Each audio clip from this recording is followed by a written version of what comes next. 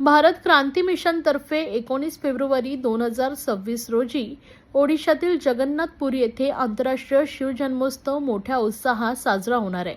छत्रपती शिवाजी महाराज यांच्या विचारांचा जागतिक प्रसार करण्यासाठी नाशिक येथून 14 फेब्रुवारीला राष्ट्रगौरव रथयात्राला प्रारंभ झाला।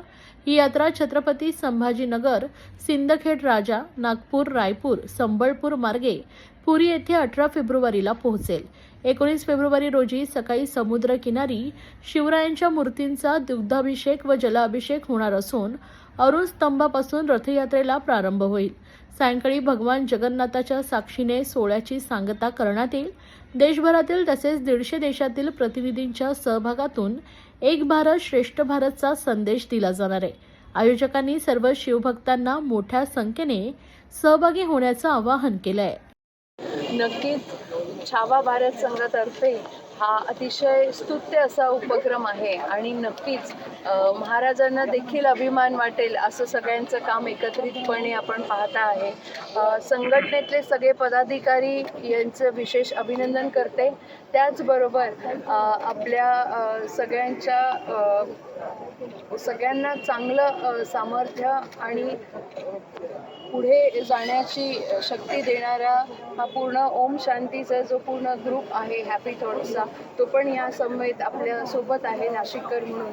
आणि नक्कीच नाशिकची प्रथम नागरिक म्हणून खूप छान वाटतं आहे की हा जो शिवाजी महाराजांचा रथ आहे तो इथून जगन्नाथपुरी यात्रेसाठी चालला आहे आणि नक्कीचपणे प्रत्येक ठिकाणी म्हणजे सिंदखेडा असेल, संभाजीनगर असेल, त्यानंतर ओडिचा आहे, कटक आहे, त्यातले जे प्रमुख रस्त्यामध्ये प्रत्येक म्हणजे मुख्यमंत्र्यांपासून तर पूजनीय मोहनजी भागवत देखील ह्या रथाचं दर्शन करून शिवरायांना प्रत्येक ठिकाणी पोहोचवायचं काम आज या संघातर्फे होत आहे आणि त्याचा खूप खूप अभिमान वाटतो की नक्कीच महाराजांचं जे स्वरूप होतं ते अफाट होतं, त्यांचं काम आहे आणि महाराज प्रत्येकामध्ये जिवंत राहावेत, त्यांच्या कार्यातून प्रेरणा घेऊन हे जे काही एक प्रयत्न आहे तर असाच उत्तरोत्तर त्यांची प्रगती होत राहो आणि प्रत्येकामध्ये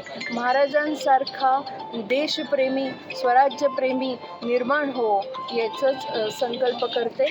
जय हिंद। आपण नाशिक ते जगन्नाथपुरी असा हा प्रवास 1600 किलोमीटरचा प्रवास आहे आणि याच्यासाठी सगळ्या क्षेत्रातले सगळे संघटना, सगळे म्हणजे राजकीय आणि सामाजिक आणि सगळ्या मंदिरांचे पुजारी असतील, महंत असतील, ओम शांतीच्या ग्रुप असेल देशातला, त्यांनीसुद्धा आमचा रथाचा आणि आमचा सन्मान केलेला आहे। जगन्नाथपुरीचं नाशिकमध्ये भव्य असं मंदिर आहे, त्यांनीसुद्धा इथं येऊन शुभेच्छा दिल्या, सत्कार केलेला आहे।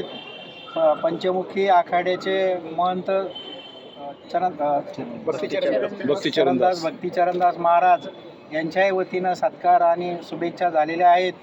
खरं तर जगन्नाथपुरीचं नातं आणि महाराष्ट्राचं नातं फार वेगळं आहे, पण काही कालांतराने ते विसरून गेल्यामुळं भावी पिढीला इतिहास माहिती असावा का जगन्नाथपुरीचं मंदिर हे महाराष्ट्रातल्या छत्रपतीच्या भोसले घराण्यांनी ते वैभव राखलेलं आहेत आणि ते वैभवामध्ये आपण कुठंतरी छत्रपतींना विसरलो म्हणून अजूनसुद्धा काही राज्यांमध्ये छत्रपती शिवाजी महाराजांची जयंती होत नाही, म्हणून आम्हाला सरकारला जाग आणून द्यायचा प्रयत्न चालू आहेत।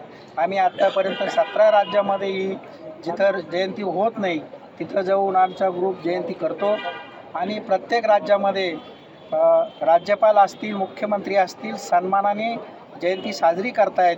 हा एक सरकारचा आणि आम्ही जे लोक आमच्या संघटनेमध्ये सगळ्या पक्षाचे लोक मदत करतात हा त्यांचा खरा अभिमान आहे आणि न आंदोलन करता या जयंतीचा प्रत्येक राजभवनामध्ये कार्यक्रम होतो याचा आम्हाला अभिमान आहे आणि हे असंच चालू राहो। आम्ही सरकारला आज अशी विनंती करणार आहेत, आमच्या राजाची जयंती प्रत्येक राजभवनात, प्रत्येक कार्यालयात हो आणि राष्ट्रीय गौरव दिन म्हणून हा साजरा करण्यात यावं अशी आमची खरी मागणी आजपासून पुढे चालू झालेली आहे।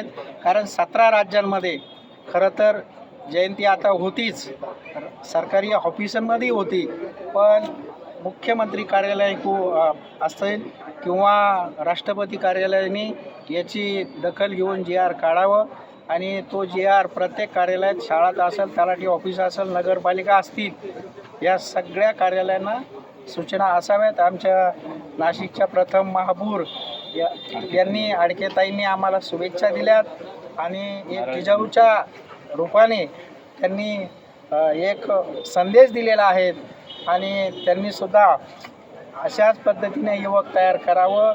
नाशिकचं वैभव त्यांच्या हातून 100% बदलल्याशिवाय राहणार नाही. आम्ही त्यांना शुभेच्छा देतो.